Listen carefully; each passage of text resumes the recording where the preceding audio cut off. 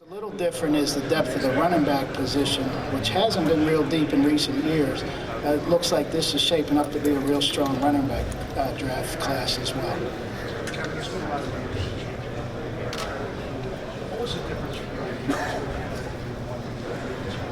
you? Well, I think you learn so much when you go through, when you get elevated to a position of general manager. I was taught very early that you have to prioritize because there's no way that you can possibly handle every little situation that comes up on a daily basis. So you just have to learn to prioritize and make sure that you're taking care of the important things for that day, week, month, whatever it is first, and then move on to other tasks. It becomes much easier once you go through a complete cycle and you learn your head coach, you learn your new organization, and you learn how to work together within those organizations or with your head coach. But really the year one, it's a learning process throughout the whole season. Once you complete a cycle, it becomes a little bit easier, but still challenging. Kevin, how much did being without Martavis Bryant affect the offense this year? Well, I mean, Martavis was a great asset to us when he was available. Actually, I'm limited in speaking to him because he is currently still on suspension from the league, not just from the Steelers. But anytime you lose a great player, you know, that's helped you in the past and you don't have him, you have to find other ways. And actually, as a team, we were more successful. You could argue offensively, maybe we weren't in certain areas, but as a team, we actually progressed further than we did in 15. Does continuity in the coaching staff help in the draft process in terms of knowing what your guys want, or is it the other way around where the coaches kind of have to work with what the personnel that's brought? Yeah, there's no question the continuity within an organization, coaching staff, it's vital because from year to year, staff to staff, you have the same criteria that you're looking for. And it predates me, even with the Steelers, when Coach Cowher came in. You know, it was really a lot of the same defenses because Coach LeBeau transferred with him over to Coach Tomlin. So when you have that consistency, it's much easier to work together as a staff, as an organization, because you're sharing the same goals each and every year. Your goal is to win a Super Bowl, but you're doing it along the same path that you've tried before, and you've worked together. So we know what's expected at any given time. You know, Coach Tomlin and I have been together going into our 11th season. So this time of year, it's almost automatic. He knows what we're doing today, interviews, timing, etc., as we move into the pro days, into the meetings, into the draft process. So the more you're together, the easier it is to work together. When you talk about that time, did it take time for you Coach Tomlin to get it together? Going back to Mike's question, as far as like being in a new organization, when I came to the Steelers, I had to learn the Steeler way. And when Coach Tomlin came to the Steelers, I had to try to teach him the Steeler way. So it does take a little bit of time, but over the years, you grow and appreciate the organization you work for, but also the new ideas that someone from the outside can bring to that organization.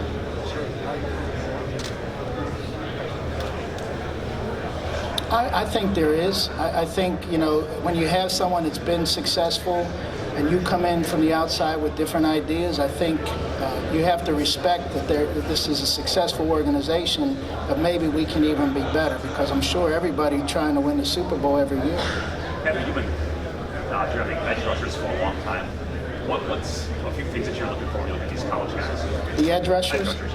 Yeah. The outside linebacker in our defense is probably the most difficult because 80% of them, 90% don't play on their feet in college, and we have to try to project whether a guy can stand up and do the extra things beyond pass rushing that he's going to be required to do in our defense. So the margin for error at the outside linebacker position is really greater than any other position because most of the time it is a projection.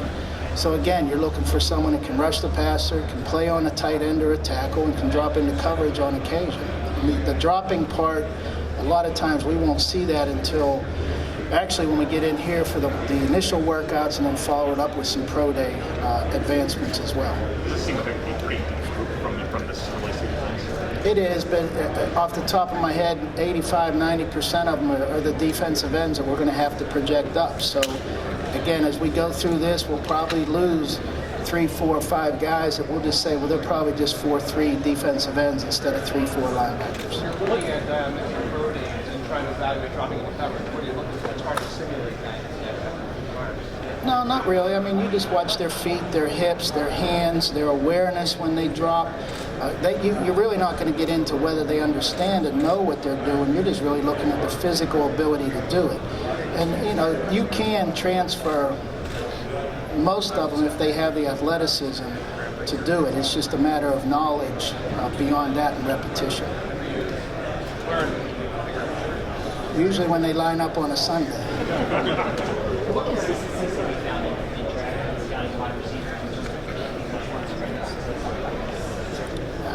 Really, there's no difference how we scout any position, wide receivers included. I mean, we're just looking for talented guys that know how to get open, know how to catch the ball, can catch the ball in traffic, and can do something with the ball after they catch it. There's really no great formula for it. You take a guy like Antonio Brown, who went as a 6th-round pick. Well, Antonio takes working to a different level, and he's made himself into the player he is. When he was that 6th-round pick, he certainly wasn't the player he is today. So to his credit, he's worked above and beyond and continues to work to be the best at his craft. And those types of things, you want to see that kid have an ability to get better at some point, but really there's no great secret or formula. Everybody wants to craft and develop their own, but as it relates to free agency, we've seen these huge rises in the cap over the last couple of years. How does that impact the landscape of free agency? Because you can keep your own for the most part nowadays if you want. Have you seen anything impact that? It really hasn't changed it for us because we've always been a draft, develop, keep our own. I think you're seeing more teams doing that, and as a result, you're seeing less and less quality free agents, which there's an inherent danger in that because some of the players that are hitting the market with the number of dollars that are available might not be quite worth what they're going to get paid because of the supply and demand. And I think that's reflective in a lot of the early cuts, the 5-6 year deals that usually get cut after 2 or 3 because maybe they were oversigned. So I think that it reinforces that you're wanting to sign your own and keep your own. But again, you have to be careful about that free agent market and not overpaying for maybe an average player. With Ben Roethlisberger at a late stage in his career, is this a good year for Pittsburgh to look at a developmental quarterback in the draft? And what do you think of the quarterback class? Well, I'd hate to say he's in the late stage because I hope he plays forever. But he is getting older. He's getting better. He was hit less this year than in any year in his career. So chances are that he will extend his career. Maybe we don't know how long it'll go, but you always got to be prepared to select a quarterback at some point. And he's aware of that. We've talked about it. He understands that, hey, if we add a guy into the mix, that we'll do that at some point. But it doesn't change the way we scout. I mean, we scout the entire draft class. We don't do it by position. Every year we're going to scout the top quarterbacks, even when Ben was a younger player. We have to be prepared to stack the draft board regardless of the positions or where your team is at a certain point. Like this high, and you're standing here, so it's like, and then they're on the bench looking up, so it's like, yes, there's Yeah, I won't answer. I mean, we could go on and on with individual players, but players that really aren't playing the position that you might project them to in college or in the pros, you just have to, again, look at the basic criteria. The position you're projecting him to, does he have that athleticism to maybe project to that position? Sometimes it's a defensive position to a defensive position. Sometimes we're talking about maybe he'd be a better offensive lineman than a defensive lineman. Again, we're just trying to identify the physical characteristics that he might have.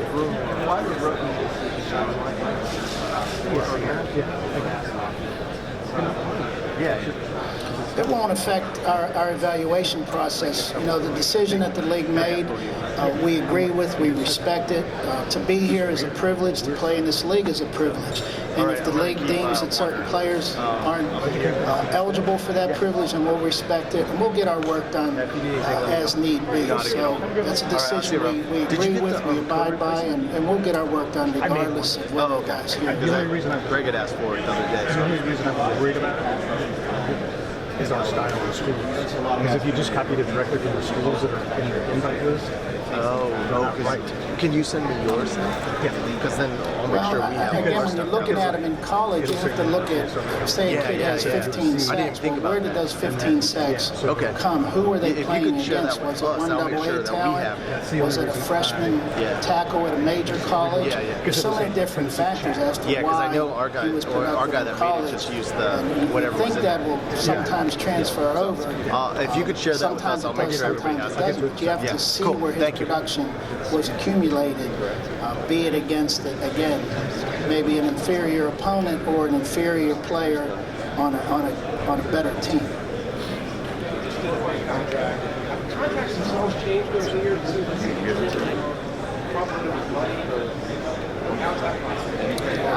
I mean, it really hasn't changed that drastically for us. You know, the agents are usually concerned with the first 3 years of a contract because, as I alluded to earlier, that's the more realistic part of a contract. When we do a contract, we try to make sure that we can afford that contract for the extent of that contract, and we're always not just looking at 2017 from a cap standpoint. We're projecting out usually 4 years as to what our cap might look like if we do this deal. So we're hopeful that when we give a guy whatever terms are, we're hoping that he meets those terms fully.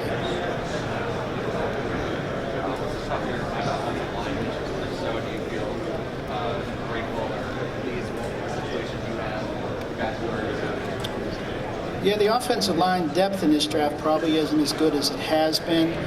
Traditionally, interior linemen, for whatever reason, guards and centers is never a great number. There's always great players, but just not a lot of numbers. The tackle numbers are down this year for whatever reason. Again, there's some great players in the class, just not as many as maybe there have been in recent years. So in our situation, you know, with all 5 of our starters, potentially the 4th guy, Alejandro Villanueva, is not, but he's an exclusive rights player. They'll all be with us next year, so we feel fortunate along those lines. All right, thank you.